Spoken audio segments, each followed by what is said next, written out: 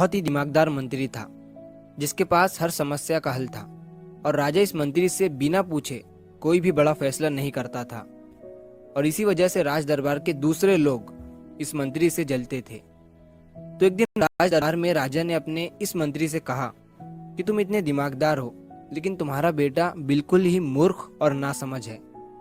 राजा की ये बात मंत्री को अच्छी नहीं लगी और उसने राजा से पूछा कि महाराज आप ऐसा क्यों बोल रहे हो, आखिर आपको ऐसा क्यों लगता है कि मेरा बेटा मूर्ख और नासमझ है।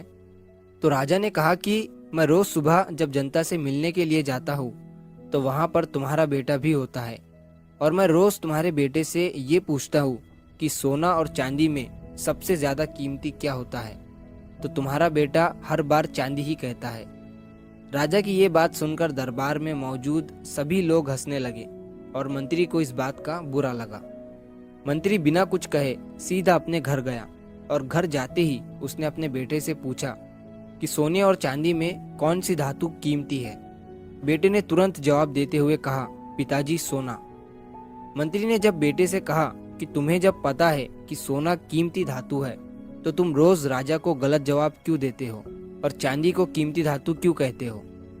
बेटे ने कहा, पिताजी राजा रोज सुबह बाजार में आकर प्रजा से मिलते हैं और रोज मुझे बुलाकर मेरे सामने 2 सिक्के रखते हैं जिनमें से एक चांदी का होता है और एक सोने का। सिक्के रखकर राजा मुझसे पूछते हैं कि जो इन दोनों में ज्यादा कीमती चीज है वो तुम ले जाओ और मैं चांदी का सिक्का उठा लेता हूँ। ये देखकर राजा हंसते हैं और चले जाते हैं। तभी मंत्री ने अपने बेटे से पूछा, तो तुम रोज चांदी का सिक्का क्यों उठा लेते हो? तुम्हारे इसी काम की वजह से आज सारा दरबार मेरा मजाक उड़ा रहा है। मंत्री की बात सुनकर बेटा उन्हें अपने कमरे में ले गया और वहां पर उसने एक पेटी खोली। वो पेटी चांदी के सिक्कों से भरी हुई थी।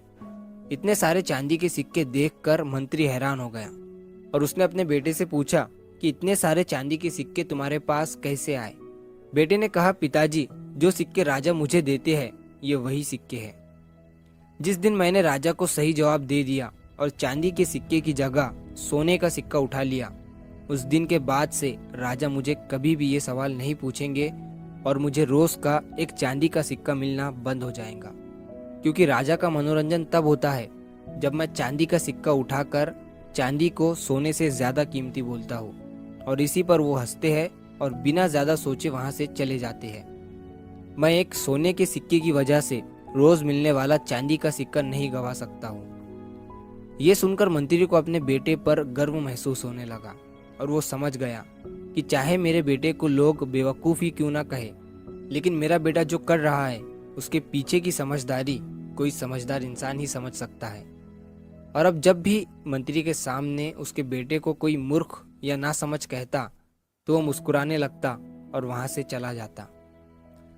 दोस्तों, आपने बहुत बार देखा होगा कि कुछ लोग होते हैं जो थोड़ा बहुत काम करके बहुत सारा दिखावा करने लगते हैं और वहीं दूसरी तरफ कुछ ऐसे लोग भी होते हैं जो बहुत बड़े काम करने के बाद भी दिखावा नहीं करते हैं। तो अगर आपको पता है कि आप जो कर रहे हो वो सही है तो फिर लोग आपको बेवकूफ़ और पागल ही क्यों ना कहे, इससे कोई फर्क नहीं पड़ता है, क्योंकि दुनिया जिनको समझ नहीं सकती है वो उन्हें पागल ही कहती है। तो अगर आप इस कहानी को और भी लोगों तक पहुंचाना चाहते हो तो इस वीडियो को लाइक करिए ताकि YouTube इस वीडियो को और भी लोगों तक पहुंचाए। और अगर कहानी अच्छी लगी हो तो हमारे चैनल को सब्सक्राइब ज़रूर करिए। मिलता हूँ मैं अगली बार इसी तरह की कहानी के साथ। तो सब्र करो, शुक्र करो और ज़िंदगी में आगे बढ़ो।